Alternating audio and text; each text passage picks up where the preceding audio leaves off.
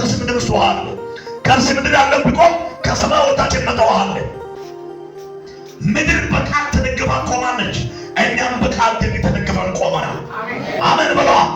ይሄ ሁሉ እጄ ነው የሰራው አለ። እናንተ የምትሰሩትን ቤት ምን አለ? ቤት ሆና እግዚአብሔር በሰው ልብ ለመጣው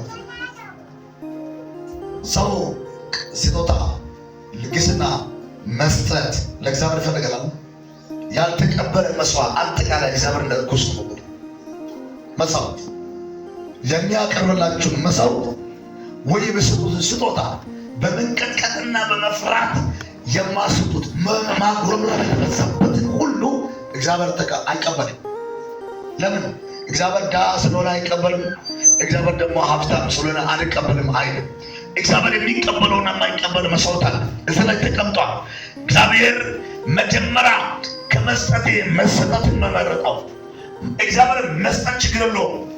ብር ሲሰጥ እግዚአብሔር እንደነ ትርስን 32 አሳቀው 100 ሺህ ብር ሰጥቷልና አመሰግናለሁ አይስቅም።